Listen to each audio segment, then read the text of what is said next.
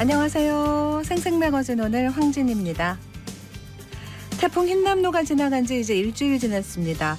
경주와 포항은 피해 복구에 안간힘을 쓰고 있습니다만 워낙 피해 규모가 커서 도움과 지원의 손길이 절실한데요. 행정력을 집중하기 위해 포항시의회는 이번 주부터 시작하는 임시회를 3일로 단축하기로 했고요. 경주시의회는 행정사무감사를 취소했습니다. 해마다 이렇게 큰 태풍이 올 때마다 반복되는 문제가 노후 원전 안전성이죠. 이번에도 부산 신고리 1호기 가동이 중단됐는데 원자력 안전위원회가 지금 현장 조사를 하고 있고 또 설비가 고장난 경주 신월성 2호기 점검도 같이 하기로 했습니다. 어제 한덕수 국무총리는 좀 더 안전한 원전을 만들도록 연구 개발을 하고 국민 안전 문제도 덜겠다고 했죠. 우리가 부족함이 없이 쓰는 전기, 그 뒤에는 원전 인근 주민들의 고통이 있습니다. 오늘 시사초점에서는 안전한 곳으로 이주할 수 있도록 대책을 요구하는 주민들 이야기 들어보겠습니다. KBS 대구 1라디오 생생매거진 오늘 9월 14일 수요일 순서 시작합니다.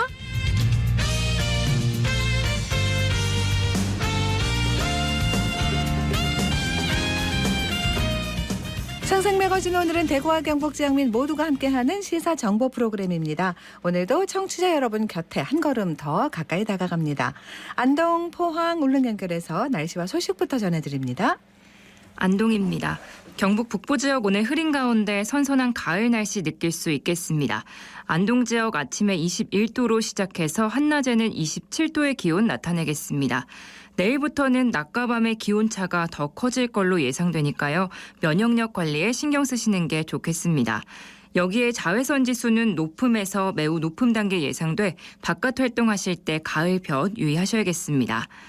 예천군이 농산물 가공 제품 공동 브랜드 맛들리에를 개발하고 상표 출원을 접수했습니다. 맛들리에는 맛과 들녘, 예술관의 공간인 아뜰리에를 합친 의미로 청정 자연 공간에서 만들어낸 품질이 우수한 가공 제품, 맛이 뜨는 공간 등 예천의 청정 이미지와 함께 가공 제품의 우수성을 담아 제작됐는데요. 예천군은 농산물 가공기술지원센터 건립으로 고품질 제품을 생산해 농산물 가공품의 우수성과 신뢰성을 높이는 브랜드 이미지를 만든다는 계획입니다. 맛들리의 상표 사용을 희망하는 예천 농산물 가공협동조합원은 농업기술센터에 사용 신청 후 승인 절차를 거쳐 무료로 사용할 수 있습니다. 안동에서 전해드렸습니다. 이어서 포항에서 전해드립니다. 경북 동해안 지역은 오늘 대체로 구름 많은 하늘을 보이고 있습니다.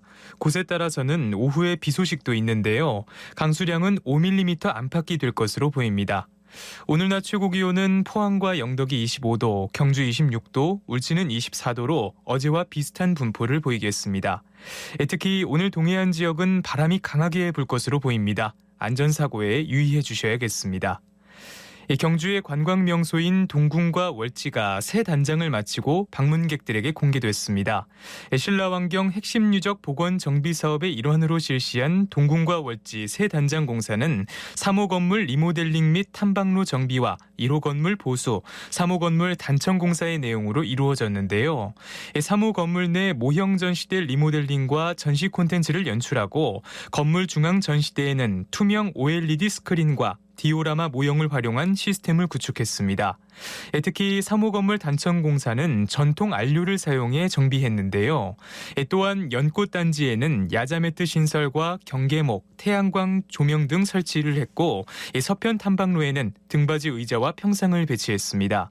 경주시는 앞으로 신라환경 핵심 유적 복원 정비 사업이 체계적으로 이루어져 지역의 랜드마크가 될 관광 코스를 만들겠다고 전했습니다. 지금까지 포항이었습니다. 이어서 울릉입니다. 울릉도와 독도는 맑은 하늘 보이고 있습니다. 현재 기온은 어제보다 2도 높은 23도, 습도는 90%입니다. 동해 중부 먼바다에는 북풍이 불면서 0.5에서 1.5m의 잔잔한 물결이 일고 있습니다.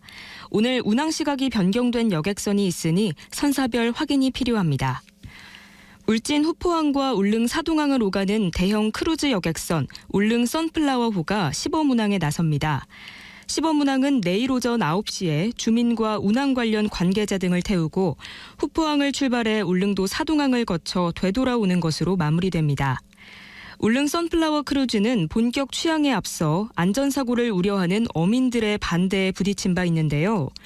이번 시범 운항으로 운항 시 미비점 보완은 물론이고 후포항 내 안전과 어선 피해 유무, 사동항 접안에 대한 안전을 확인함으로써 어민들이 우려하는 부분을 점검하겠다는 계획입니다. 15,000톤급 대형 카페리 선박인 울릉 선플라워호는 638명의 승객과 자동차 170여 대를 수용할 수 있고요. 본격 취항에 나서면 후포에서 사동까지 4시간 10분이 소요될 것으로 예상됩니다. 지금까지 울릉이었습니다.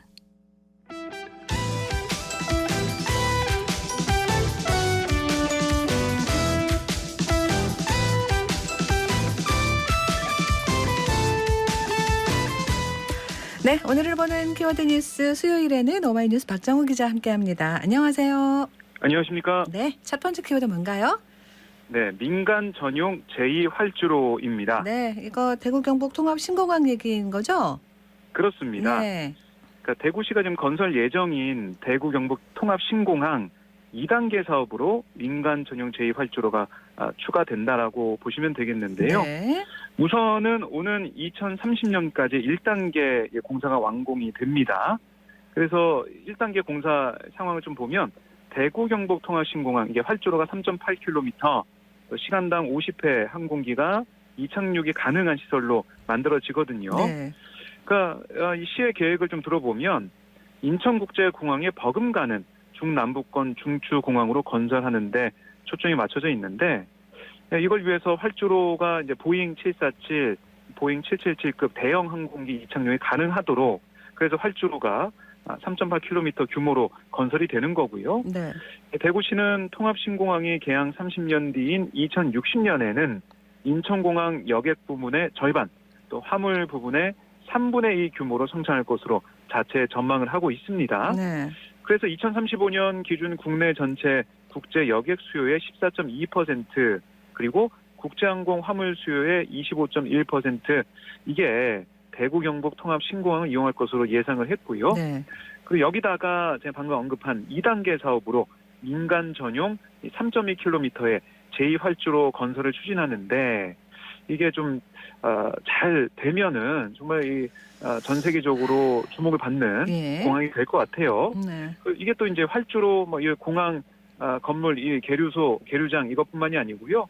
도심 항공 교통을 위한 버티포트와 공항 접근 교통 수단이 직결된 환승센터, 감염병 등 재난 특화 스퀘어, 컨벤션, 전시, 복합 문화 공간도 이게 좀 추가 건설이 추진되고 있거든요. 네. 이렇게 된다면은 이 대구 또 경북 지역에 많은 사람들의 사랑을 받는, 관심을 받는 그런 공항이 되지 않을까 생각이 들고요. 홍준표 대구시장도 2030년에 통합신공항 이걸 완공하고 2035년 민간활주로 하나를 더 추가 건설해서 명실상부한 중남부권 중추공항으로 발전시켜 나가겠다 이렇게 강조를 했습니다. 네. 자, 다음 키워드는요? 네, 멀티데믹입니다. 멀티데믹. 아이고, 하나 팬데믹도 이렇게 아주 고생을 하고 있는데 또 그렇습니다. 날이 추워지면 또 이렇게 좀 바이러스가 더 이렇게 활성화가 된다고 하니까 걱정인데 독감에 이런 얘기 막 나오더라고요. 맞습니다. 그러니까 우리가 이제 팬데믹 얘기하다가 인플루엔자, 그러니까 독감이 또 같이 오니까 트윈데믹이라고 했는데 네. 여기다가 다른 바이러스성 질병까지 같이 오게 돼서 3개, 4개의 감염병이 한꺼번에 올 수 있다. 그래서 멀티데믹 이 얘기를 또 하고 있는 거예요. 네네. 질병관리청의 감염병 표본감시 주간 소식지를 좀 봤더니 인플루엔자로 의심되는 환자, 그러니까 우리가 이제 인플루엔자 의사 환자 이렇게 부르거든요. 네. 의사 환자 분율이 이 외래 환자 1000명당 4.7명으로 집계가 됐어요. 그러니까 인플루엔자가 의심되는 환자 기준은 38도 이상의 갑작스러운 발열, 또 여기다가 기침, 인후통 이걸 보이는 경우로 외래 환자 1000명당 일정 수준 이상이 되면 전국에 유행주의보를 내리게 되는데요. 이 의사 환자 분율이 5주일 전부터 3.3, 3.7, 4.2, 4.3, 4.7 이렇게 꾸준히 늘고 있습니다. 그리고 이제 세대별로 연령별로 보면 네. 1세에서 6세는 6.3, 7세에서 12세는 5.9, 13세에서 18세는 8.5, 19세에서 49세는 5.2. 그러니까 이렇게 이미 2020년, 2023년 그때 당시에 네. 그 유행 기준치 이걸 4.9를 넘어섰어요. 예. 연령별로 보면은 넘어서 있는 상황이고요. 최근 5년간을 비교해도 환자가 폭증을 했습니다. 네. 지난 5년간 이 36주차 기준 의사 환자 분율을 보면 이 2018년 4에서 2019년 3.4, 2020년 1.7, 2021년 1 이렇게 줄어들다가 네. 2022년 4.7이거든요. 그러니까 이게 수치를 보시면 아시겠지만 코로나19 유행 초기에는 낮아졌다가 올해 들어 다시 상승을 하고 있습니다. 네. 뭐 거리두기도 많이 풀리게 되고 이런 상황이 되다 보니까 접촉이 늘어나다 보니 독감도 늘어나는 그런 상황으로 예상이 되는데요. 특히 여기다가 영유아나 고령층에게 치명적인 바이러스성 급성호흡기 감염증 이 입원 환자도 이번에 보니까 665명으로 지난해 94명 대비 7배나 늘었습니다. 네. 그리고 뭐 수족구병도 9월에 환자가 늘었고 여러 가지로 좀 바이러스성 환자도 늘어나고 있기 때문에 의료 체계가 감당할 수 있을지 이게 다 판단이 될지 여러 가지로 우려가 좀 커지고 있는 상황입니다. 아니 수족구병도 진짜 오래된 병인데 그죠? 그렇습니다. 네. 아이들 진짜 제 아이도 한번 걸려서 정말 고생했거든요. 아, 그렇군요. 네, 밖에서 아이는 괜찮았어요. 이 수족구병은 네. 저희는 네. 어린이집에 암원했어가지고 아, 걸렸었는데 그나마 피해갔군요. 네, 주위에 보면은 정말 한 번 돌면 다 맞습니다. 걸리더라고요. 네, 그만큼 맞아요. 무서운 거고 또 그 코로나19도 그렇고 뭐 인플루엔자, 독감 이런 것도 일단 목 따갑고 몸살기 있고 열나고 이거라 가지고요. 맞아요. 뭐, 그러니까 이게 감별하기가 어렵다는 게 문제예요. 그러니까요. 그래서 이 정부의 방역 자문역인 정기석 국가감염병 위기대응 자문위원장 어떤 얘기 했냐면 지난 2년 동안 독감 등 뭐 이런 감염병이 전혀 생기지 않았는데 이번에는 여러 감염병이 동시에 유행할 수 있다.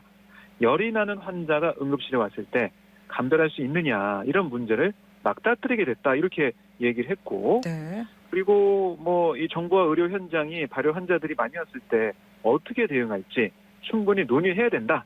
특히 고위험군의 신속한 진단과 치료제 투여 체계가 굉장히 중요하다 이렇게 강조를 했습니다.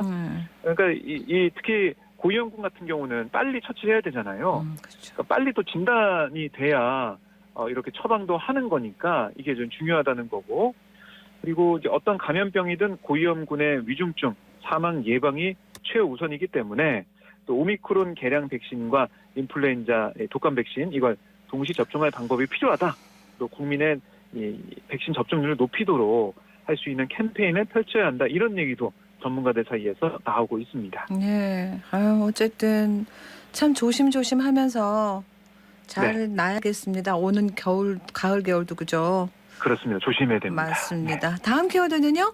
네. 만성질환 지표 악화입니다. 만성질환 지표 악화. 뭐가 만성질환에 걸리는 사람들이 많아졌다 이런 얘기인가요? 무슨 얘기예요? 네, 그러니까 이게 혈당, 뭐 혈압, 콜레스테롤, 간 수치 이게 대표적인 만성질환 지표거든요. 네네.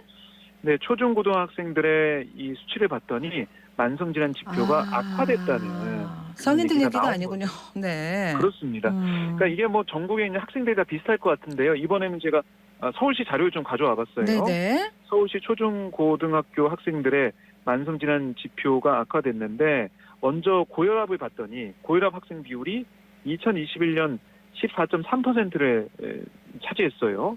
그러니까 이게 2019년보다 0.4%포인트 증가한 겁니다. 네. 특히 초등학교 4학년 학생 중에 고혈압 비율이 3%포인트, 또 중학교 1학년 학생 중에 고혈압 비율은 2.5%포인트 증가를 했습니다. 그리고 초등학교 고학년 5명 중에 1명, 또 중학생 6명 중에 1명이 고혈압이다라고 확인이 됐거든요. 네.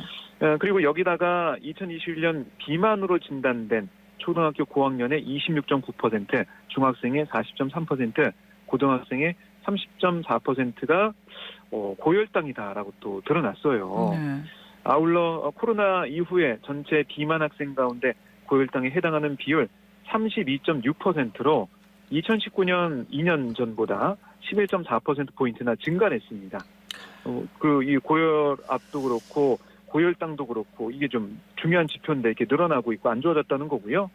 그리고 2021년 기준으로 비만으로 진단된 초등학교 고학년의 67.3%, 중학생의 41.1%, 고등학생의 64.7%가 고콜레스테롤 혈증인 것으로 나타났어요. 아유, 이것도 2021년 58%로 코로나 이전보다 8.4%포인트나 올랐습니다. 그러니까 이렇게 쭉 놓고 보면 코로나19 이제 들어서 가지고 아무래도 활동량도 줄어들게 되고 그렇죠. 더 뭐 사회적으로도 여러 활동을 못 하고 있기 때문에 이런 만성질환 지표로 표현되고 있는 혈압, 혈당, 콜레스테롤 이런 것들이 좀 안 좋아지고 있다. 결국에는 우리 아이들 좀 운동 많이 시키고 또 활동을 좀 많이 하게 해야 된다.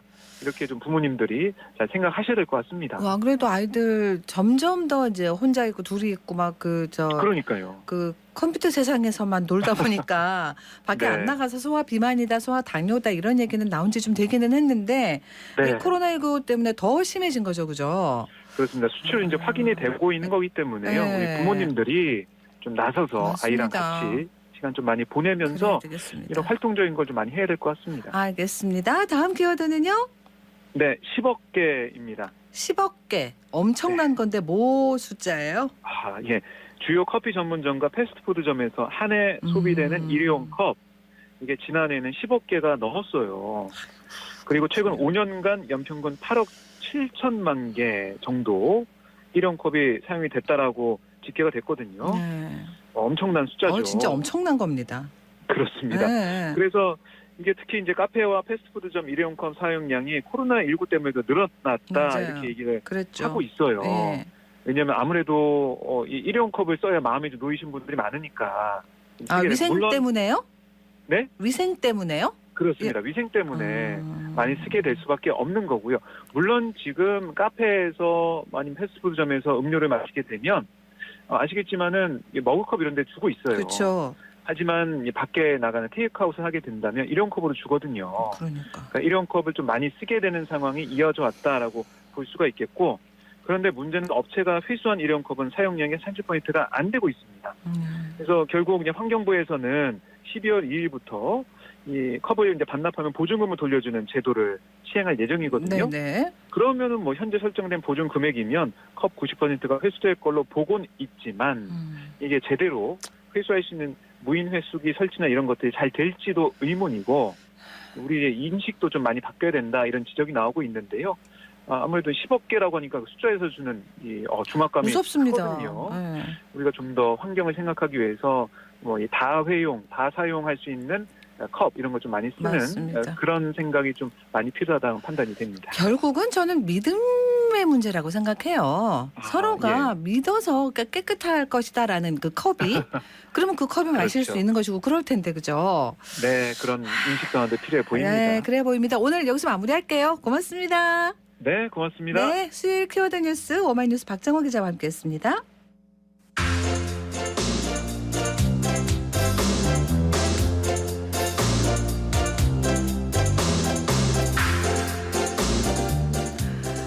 수요일 현장 리포트는 포항에서 전해드립니다. 어르신들의 장수를 빌면서 사진을 찍는 봉사단체가 있어요. 포항의 포스코 장수 사진봉사단이라고 하는데 강다윤 리포터가 취재했습니다. 다윤 씨 안녕하세요. 네, 안녕하세요. 네. 최근 포항시 남구 상대동 행정복지센터에서 지역기업 사진봉사단이 어르신들을 찾아가는 이 장수사진 촬영 행사를 열었습니다. 네. 이번 행사에는 지역기업 봉사단과 또 포항시 북구 미용협회도 함께 했는데요. 현장으로 함께 가보시죠.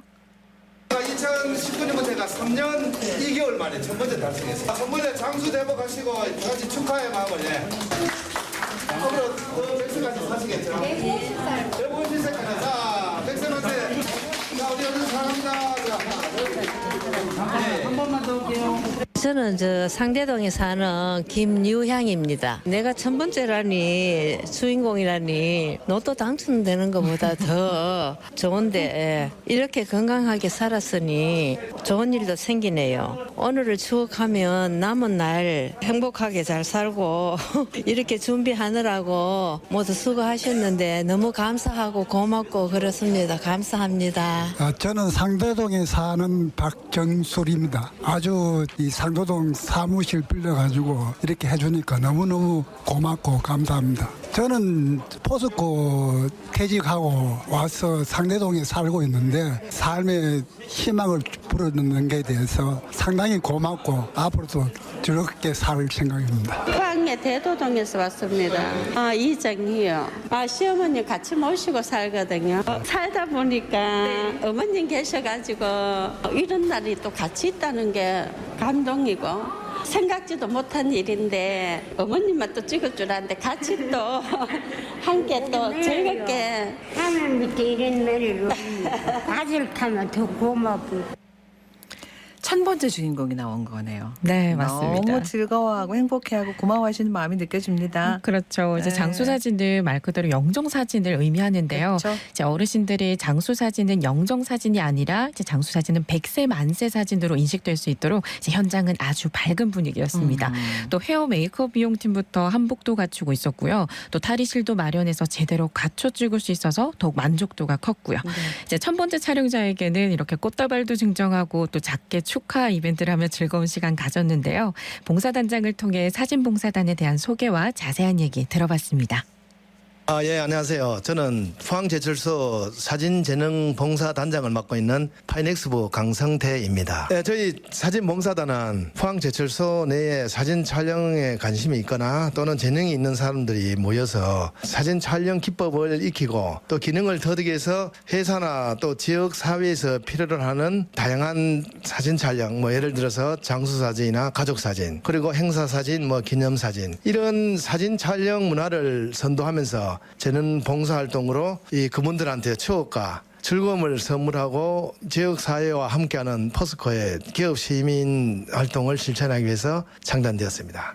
저희들은 2019년 7월부터 해가지고 한호동에서 장수사진을 찍기 시작했는데 주로 어르신들, 그러니까 제철소 인근 7개 동과 또 구룡포나 오천, 흥해나 송나, 연일 이런 등지를 돌면서 어르신들의 이 사진관을 찾기 힘들잖아요. 왜냐하면 그분들 일부러 사진 찍으려고 가기도 그렇고 또 비용도 만만치 않고, 그래서 저희들이 찾아가서 촬영 세트장을 구성해서 이렇게 장수사진을 찍어서 나중에 액자로 만들어드리는 그런 활동이거든요. 오늘 내로 벌써 3년 2개월이 지났는데 마침 오늘 1000명째 이제 어르신을 촬영하는 그런 또 시간이 있었습니다. 그래서 간단하게 이벤트로 선물도 드리고 더더욱 추억과 또 기쁨을 드렸습니다. 그래서 한층 더 보람이 깊습니다. 네, 그러니까 우리 부모님 같은 거죠. 네. 사진 찍어드리는 그 느낌이, 그죠? 맞습니다. 네, 이렇게 사진 찍고 진짜 건강하게 오래오래 사시면 좋겠어요. 그렇습니다. 네. 이제 또 봉사 초반에는 시스템상 이제 어려움과 불편함이 있었지만 이제 꾸준히 개선하면서 이제는 원활하고 효율적인 프로그램으로 진행되고 있습니다. 이번엔 자원봉사자들의 얘기도 들어보시죠. 네, 안녕하세요. 스테인리스 아벤부 소둔 산세 공장에 근무하는 윤민호 과장입니다. 사진 찍는 게 한 40년 정도 찍었었는데 봉사 이게 뭘까? 내가 정말로 잘할 수 있는 것을 베풀 수 있는 거 이런 것도 있는데 이런 취지에서 참여하게 됐는데 점점 더 뿌듯함을 느끼고 있습니다. 항상 그렇지만 조금은 어려운 것 같아요. 왜냐면 연로하신 분들은 카메라를 들이대면 또 웃음기가 사라지시고 젊었을 때하고 약간 그런 기분이 틀린 것 같아요. 그래서 장수사진이라고 하긴 하는데 그래도 참 어려운 것 같아요. 사람을 찍는다는 것이 마음을 좀 열고 좀 그렇게 해야 되는데 어떻게 내가 마음을 보여줄 수 있어야만이 상대방도 나한테 동화가 돼가지고 이렇게 표정도 잘 짓고 그럴 텐데 참 사람을 찍는다는 게 참 어렵는 것 같아요. 근데 더불어 상생하는 것 같아요. 안녕하십니까. 저는 포항제철소 설비기술부에 근무하고 있는 조영민 대리입니다. 사진이라는 것이 지금 현재 가장 아름다운 순간을 간직할 수 있는 가장 좋은 수단이라고 생각합니다. 어떻게 보면 사진관에 가서 사진을 찍는 과정이 바쁘고 귀찮을 수도 있고 사진기 앞에 모습들이 낯설어 사진을 찍지 않으셨을 수도 있지만 사진재능봉사단에서 직접 마을을 방문하여 많은 어르신들께 현재 가장 아름다운 순간을 간직할 수 있는 사진을 찍어드린다면 그것만큼 좋은 봉사가 없을 것이라고 생각합니다. 많은 봉사활동을 통하여 제 자신도 스스로 돌아보고 지역에도 서로 상생하며 좋은 영향을 줄 수 있는 설비기술부 중앙봉사단이 되도록 노력하겠습니다. 네, 이렇게 지역봉사단은 10월에도 또 지역 곳곳에서 꾸준히 장수사진 촬영을 이어간다고 하고요. 또 장수사진뿐만 아니라 다문화가정과 지역 아동센터 또 명소에서 방문객들의 기념사진도 찍는데요. 이제 앞으로 필요로 하는 더 많은 분들이 이 사진봉사단을 통해서 소중한 기록 또 사진도 찍고 추억을 만들며 따뜻한 일상 보내면 좋겠습니다. 네, 잘 들었습니다. 네, 고맙습니다. 포항의 강다현 리포터였습니다.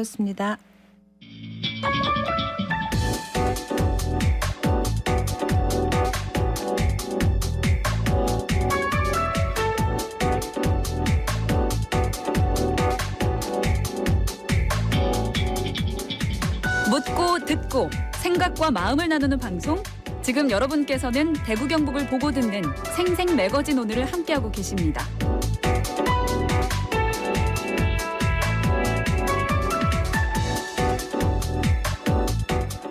경주 월성원전 인접 지역 주민들이 이주 대책을 요구하면서 천막농성을 시작한 게 8년입니다.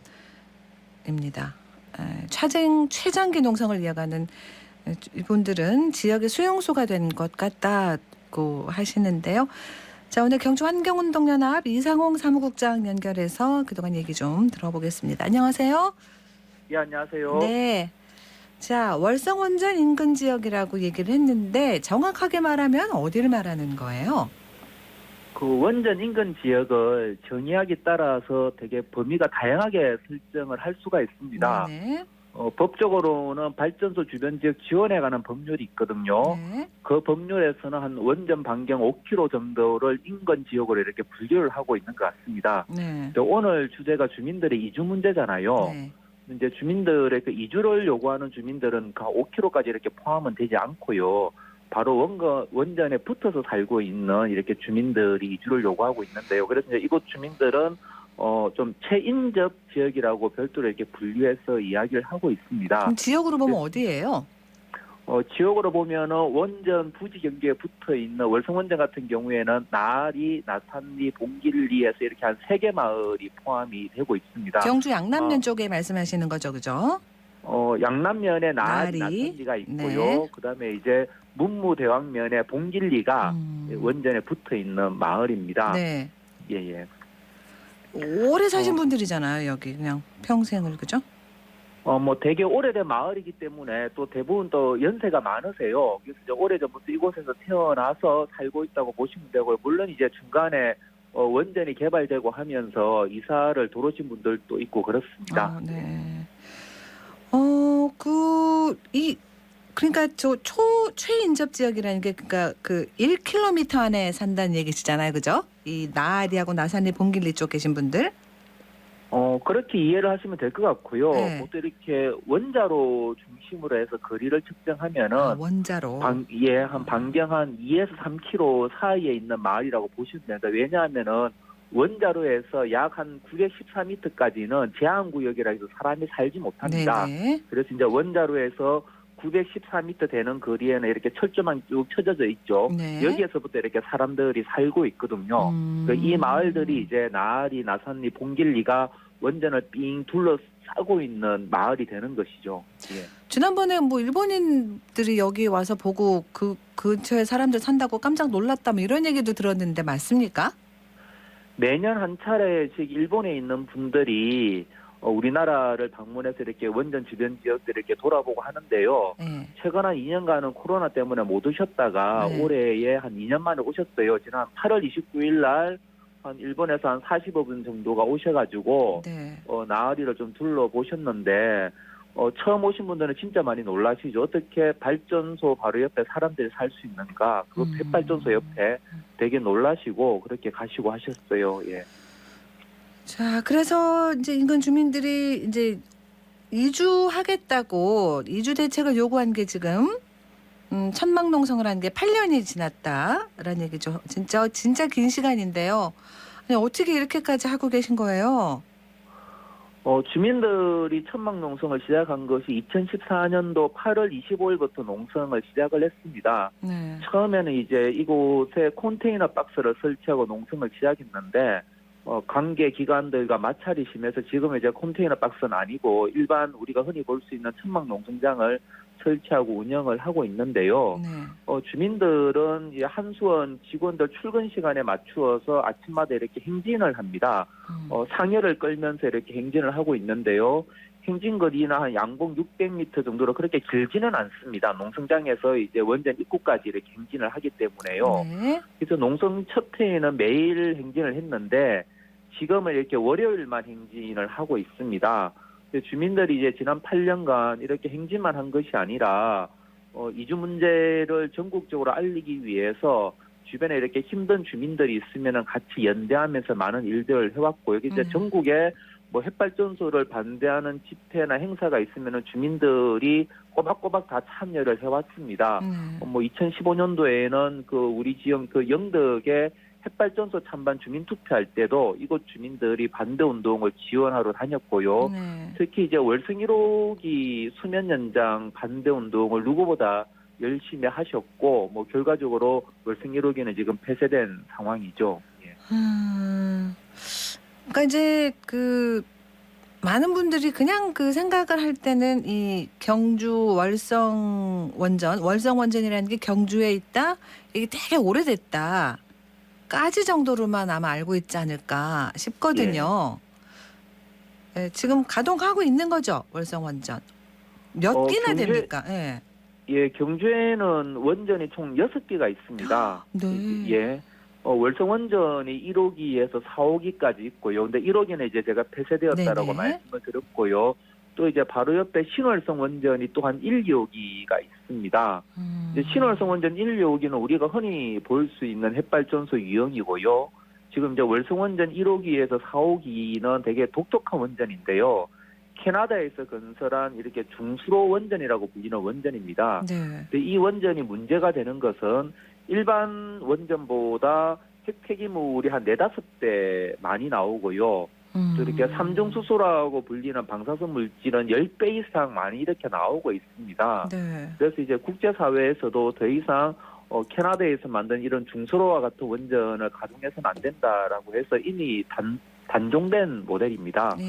그 중에서 이제 경주는 하나는 폐쇄를 했고 2, 3, 4, 5기가 여전히 가동 중인 것이죠. 근데 이제 2, 3, 4, 5기도 2026년, 27년, 29년 이렇게 순차적으로 지금 수명이 다하는 것으로 되어 있습니다. 뭐 제 생각에는 다른 원전 또 위험하지만 특히 이제 월성 원전 2, 3, 4, 5기라도 빨리 좀 폐쇄를 했으면 좋겠다는 마음을 갖고 있습니다. 이렇게 오랫동안 지금 농성을 하고 계시고 그러고 또 떠나신 분들 계시고 그런데 뭐 남아있는 분들은 뭐 떠나고 싶어도 못 떠나는 이유들이 있을 것이고 이렇게 오래까지 농성을 하고 있는데 뭐가 달라진 게 하나도 없다는 얘기시죠? 예, 그렇습니다. 크게 좀 변한 것이 없어요. 뭐 중간에 뭐 나중에 또 기회가 되면은 뒤에서 법률 이야기를 좀 하겠지만 뭐 중간에 이렇게 주민들 이주를 지원하는 법안도 이렇게 국회에 발의된 바가 있지만 그냥 폐기가 되고 그런 과정들을 쭉 지나왔고요. 뭐 제가 이렇게 옆에서 지켜보기에 너무나 지금 딱한 상황입니다. 사실 이제 주민들은 지금 이주를 요구하기 전에 한 차례 이주가 된 바가 있어요. 왜냐하면 지금 발전소가 있는 부지가 옛날에 다 마을 부지였거든요. 근데 이제 발전소를 지으면서 그 마을에서 쫓겨와서 지금 위치에 지금 살고 있는 것이고요. 그럼에도 불구하고 이제 정부에서 발전소는 안전하다, 깨끗하다라고 얘기를 해왔기 때문에 그런 줄만 알고 지내온 것이죠. 그런데 이제 2011년도에 후쿠시마 핵사고를 경험을 하면서 발전소가 안전한 것이 아니구나라는 것들을 뒤늦게 주민들이 깨닫게 되었고 또 그 점에 주민들이 소변검사를 우연하게 소변검사를 했는데 주민들의 몸속에서 이렇게 다 방사능이 나오는 거예요. 이제 더욱 충격적인 것은 이제 아이들일수록 방사능이 더 많이 나왔던 것입니다. 이제 왜 그런지 하고 살펴보니까 어른들 같은 경우에는 뭐 발전소에서 일하는 경우에는 방사능이 많이 나오지만 또 타지에서 일하시는 분들은 출퇴근을 하잖아요. 뭐 인근에 울산으로 이렇게 직장에 계신 분도 계시고 어른들은 이렇게 그 지역을 벗어나는 일들이 있는데 아이들 같은 경우에는 그 지역에만 계속 있잖아요. 그렇죠. 그렇다 보니까 아이들 몸속에서 방사능이 더 많이 나오는 좀 그런 일들도 있었고 그래서 이제 주민들이 이사를 가기 위해서 이제 뭐 이렇게 집을 내놓는 주민들도 있고 이렇게 논밭을 내놓는 주민들도 계신데 과거에는 매매가 되었는데 후쿠시마 핵사고 이후로는 매매가 안 되는 겁니다. 그래서 이제 그 진행자님께서 처음에 이제 주민들이 수용소라는 표현을 쓴다고 말씀을 하셨잖아요. 여기에서 이제 그런 표현들이 나오게 되는데 이사를 가고 싶어서 집과 논밭을 내놔도 아무도 사주지 않으니까 또 이게 매매가 된다고 하더라도 너무 흙값에 매매가 되는 거예요. 그 돈 갖고는 다른 마을에 가서 살 수가 없는 것이죠. 예, 그래서 이제 주민들이 할 수 있는 것은 한수원이나 정부에 우리의 부동산을 제발 매입을 좀 해주세요. 제값에. 그러면은 우리가 이사 가서 좀 더 안전한 곳에서 살 수 있는 거 아닌가라고 하면서 지금 천막농성을 8년째 이어오고 있습니다. 거기 그러니까 그 과정이 하나도 이렇게 뭐 얘기가 되고 그런 그 옮겨갈 이사갈 어떤 그 대책이 안 나왔다는 얘기 아니에요, 그죠? 예, 그 사이에 그런 대책은 없었고 뭐 정번 한수원은 인근 주민의 많은 투자를 해서 잘 살게 해주겠다. 라는 얘기만 계속 하고 있는 것이죠. 그런데 아무리 뭐 경제적인 투자가 되더라도 기본적인 불안이 있는 거고 몸속에서 이렇게 방상이 나오고 있는데 계속 여기에서 살아라고 하는 것은 좀 문제가 있는 것 같습니다. 예. 원전 인근 주민들의 건강 문제가 어쨌든 가장 그 옮겨야 하는 그 1번의 이유 아니겠습니까? 예. 그러니까 이제 그런 걸 위해서 정부 차원의 조사도 계속하고 그랬을 거 아니에요. 조사가 된 바가 있고요. 네. 과거에 이제 1980년대 말에서 90년대 초에 그 전라도 영광에 있는 햇발전소 주변에서 머리가 없는 아이가 유산에서 나오고 또 이렇게 기형아가 잇따라 태어나는 일들이 발생을 했습니다. 네. 그것 때문에 이제 사회적 불안이 되게 높았고요. 그것 때문에 이제 정부에서 1991년부터 약 한 15년간 원전 주변 주민들의 건강 역학조사를 실시를 했습니다. 예. 서울대 의대에서 맡아서 진행을 했고요. 그 결과가 이제 2000년대 초에 나온 것이죠.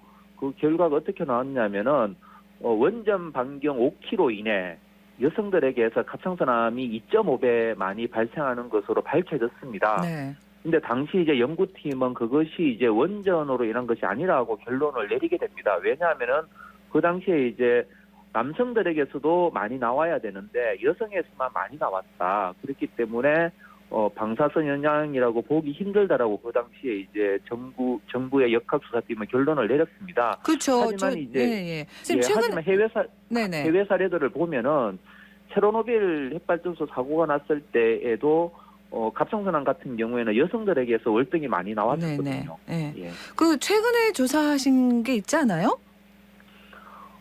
최근에 관련 조사는 아직 결과가 안 나오고 있고요. 예. 환경부에서 올해 5월부터 월성원전 인근 주민들의 건강 영양 조사를 진행을 하고 있습니다. 네.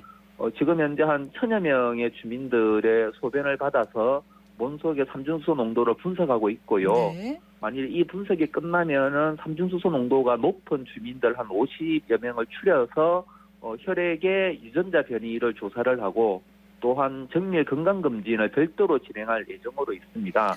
이뿐만이 아니라 햇발전소 주변, 월성원전 주변 지역 주민들의 암발병 통계와 우리나라 전체 국민들의 암발병 통계를 비교 분석해서 이곳 주민들의 건강에 특이사항이 없는지를 지금 조사를 하고 있는데 문제는 이렇게 마을 단위에 암발병 통계를 제대로 확보할 수 있을지가 좀 의문입니다. 그렇지만 이제 그러한 조사들을 진행을 하고 있고요. 그 조사 결과는 올해 한 12월이 지나야지 나올 것 같습니다. 저희가 이 정해진 시간이 있는데 지금 질문을 저희가 한 반 정도도 못 드렸는데 아이고야, 예. 이야기할 게 너무 많은데 일단 지금 반까지 왔다고 생각하시면 되고요. 저희가 조만간 다시 연결을 해서 남은 얘기 좀 더 자세하게 아까 법적인 얘기나 그런 저도 질문할 게 너무 많아가지고 시간이 이렇게 가는 줄은 몰랐습니다. 조만간 다시 저 시간 마련해서 연락을 한번 다시 드릴게요. 예, 알겠습니다. 네. 일단 오늘 말씀 여기까지 듣고 마무리합니다. 고맙습니다. 예, 고맙습니다. 네, 경주 환경운동연합 이상홍 사무국장과 얘기 나눴습니다.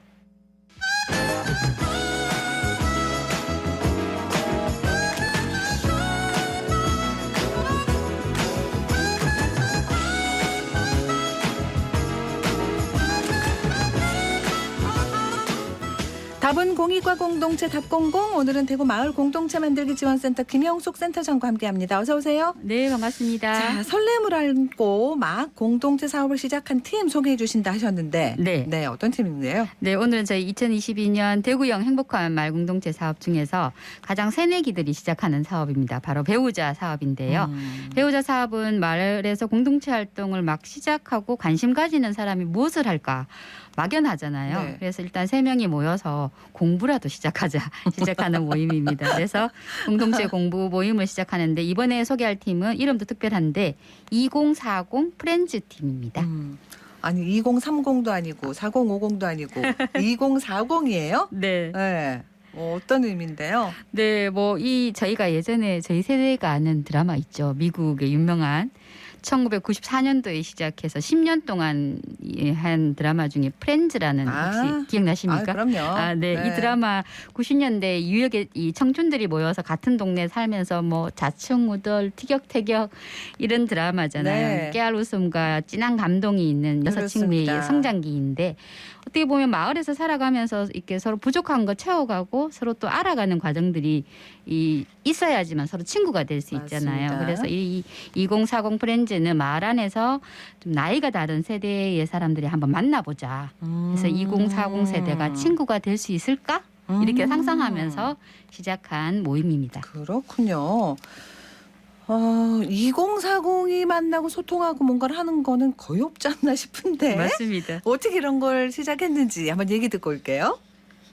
안녕하세요. 저는 2040 프렌즈를 처음 만들고 같이 참여했던 오명순입니다. 둘러보니까 마을에 다양한 소모임이 있는데 20세대 또는 3040세대가 같이 하는 모임이 없더라고요. 만나서 교류하고 공동의 과제인 기후위기에 대한 주제를 한번 다뤄보면 어떨까 생각했습니다. 자기 관심사와 관계 있는 주제 도서를 선정했어요. 그리고 주제 도서를 각각 나눠서 읽고 학습회 할 때는 읽은 책을 중심으로 의견을 이야기하고 또 다음번 모임 때 할 주제를 정하고요. 20세대는 학생들이고요. 3040세대는 엄마들이었기 때문에 시간 맞추는 게 좀 힘들었어요. 그리고 아이들이 방학을 하면서 아이들과 또 합쳐서 같이 만나기도 하고 그래서 어떻게 보면 2040이었는데 10도 되고 주변에 있는 50도 끼어들고 하면서 구성 세대가 좀 많아졌던 거 그래서 다양화해서 좋기도 했지만 사실은 시간을 몇 번이나 바꿔서 만나야 돼서 힘든 점이기도 했습니다.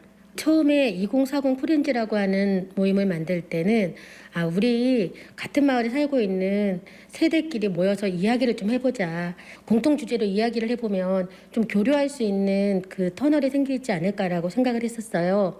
근데 막상 해보니 모여서 이야기를 나누는 것만으로도 교류가 되더라고요. 조금 더 욕심을 낸다면 2040뿐만이 아니라 다른 세대까지도 같이 공동의 이야기를 해봤으면 어떨까 하는 생각을 했습니다.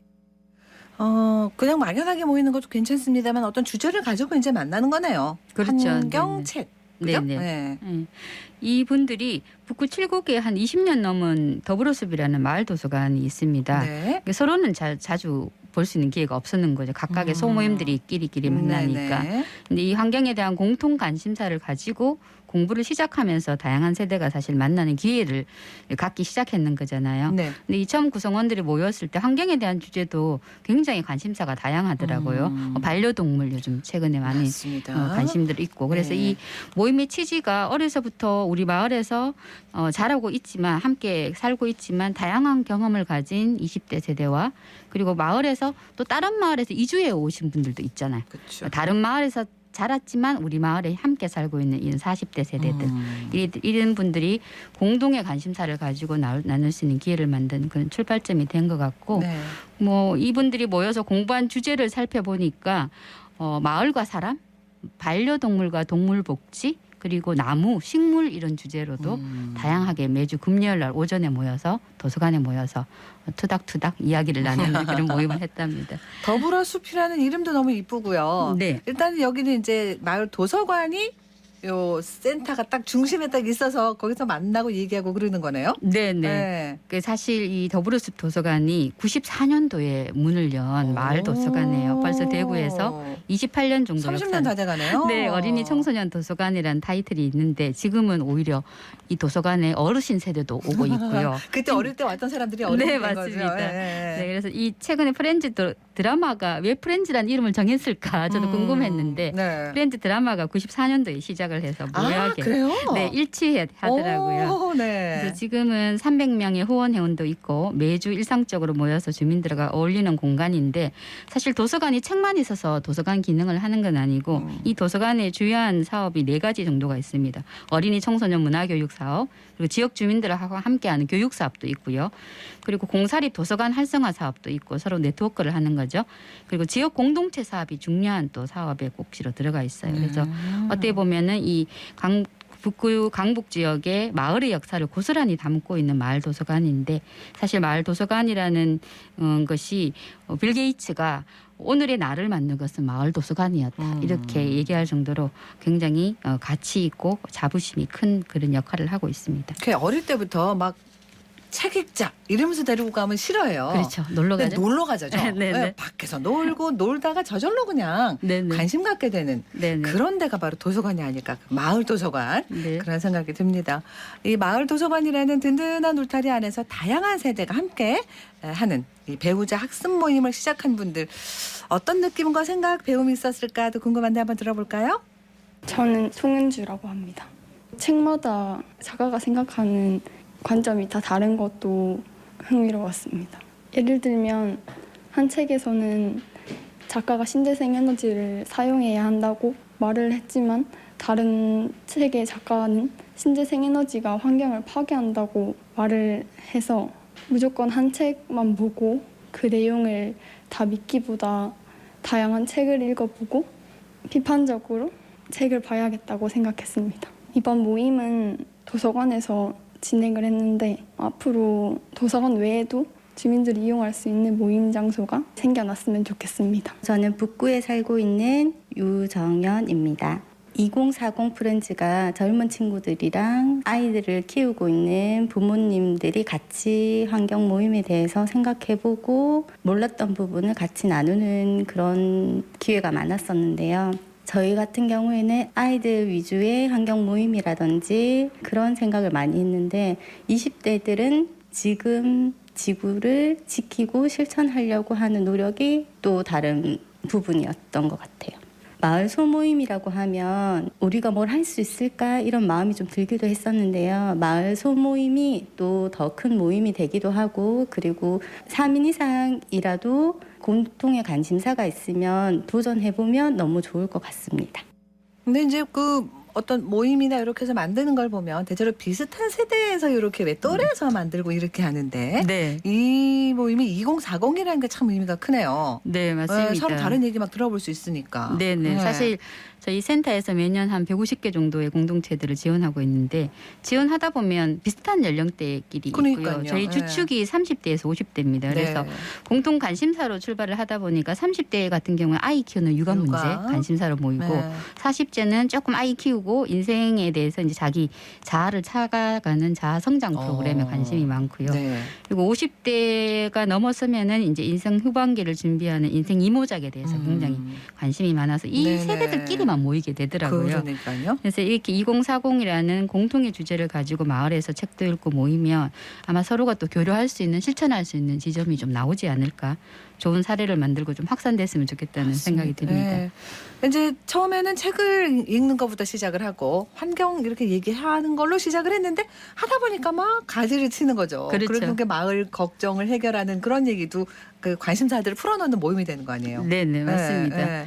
그 사실 그 마을도 나이를 들어간다 이렇게 얘기를 하거든요. 왜냐면 사는 사람들이 오래 살면 나이를 들어가니까 그렇네요. 저도 이 북구 강북 칠곡이 굉장히 아파트가 많이 있는데 이게 초기에 대구에서 택지 개발이 꽤 오래된 이미 지역이라서 최근에 이 마을의 고민들이 노인 인구가 급증하고 있답니다. 그래서 어르신 세대와 어떻게 만날지를 마을에서 참 고민을 많이 하고 있는데 이 도서관이 매개가 되어서 다양한 세대들 고민들 지금 도서관에 또 어르신들이 오고 있어요.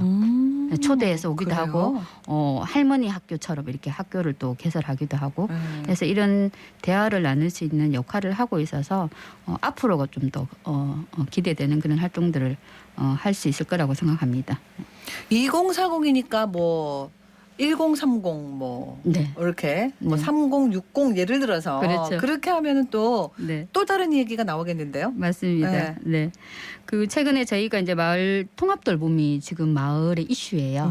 이게 마을에 살아가면서 서로가 서로를 어떻게 돌볼 수 있을까. 그래서 선진지 견학도 갔다 왔는데 최근에 제가 그 부산에 갔다 왔거든요. 부산 만독동에 갔다 오니까 경로당은 어르신들만 가는 곳이죠. 그런데 이곳은 아예 시설을 완전히 리모델링을 해서 마을 경로당을 지역의 청년들하고 함께 어울려서 협력하는 공간으로 만덕 어울락이라는 공간으로 아예 변모를 시켰더라고요. 그래서 청년들은 어르신을 돕고 어르신들은 프로그램도 기억하고 또 어르신들은 청년들하고 같이 어울려서 프로그램도 하고 이렇게 공유주택에 살아가고 이런 실험들을 하고 있어서 저희 대구에서도 내년부터는 본격적으로 이 마을 통합 돌봄 사업을 한번 시범으로 시작할 상황입니다. 아마 이 사업이 시작되면 다양한 세대가 서로 어울려서 만나고 어울리고 예, 교류할 수 있을 것 같습니다. 기대합니다. 오늘 소식 여기서 마무리할게요. 고맙습니다. 네, 감사합니다. 답공공 오늘은 대구 마을 공동체 만들기 지원센터 김영숙 센터장과 함께했습니다. 교통정보입니다. 김현지 리포터. 네, 먼저 이 시각 시내도로 상황입니다. 팔달로 만평내거리에서 원대오거리 방향 팔달시장역 50m 못 간 지점 가장자리 차로에서 보도 걸쳐서 작업 중입니다. 작업 구간이지만 일대 원활하게 지나실 수 있겠습니다. 신천대로 상동교 쪽으로는 노곡교 부근 3차로와 가장자리 차로 걸쳐서 청소 작업 중이고요. 중앙대로는 대구역 내거리에서 대구역 북편 내거리 방면, 대구역 북편 내거리 직전 가장자리 차로에서 공사 중입니다. 계속해서 고속도로 상황입니다. 중앙고속도로 춘천 방면 칠곡 부근 114.5km 지점 1, 2차로에서 화물차 사고 있었는데요. 사고 처리 완료됐고 이 구간 발생했던 정체는 모두 해소됐습니다.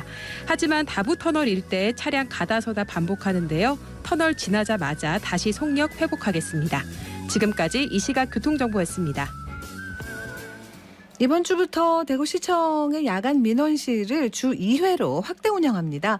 낮 시간 방문이 어려운 시민들을 위해서 매주 화요일과 목요일 밤 10시까지 문을 열고 여권 접수 교부, 국제면허증, 운전면허증 발급 등 같은 업무 처리를 하는데요. 앞으로 해외여행을 위한 여권 발급이 더 많아지면 또 추가 확대 운영도 검토한다고 합니다. 9월 14일 수요일 생생매거진 오늘 여기까지입니다. 함께해 주신 여러분 고맙습니다.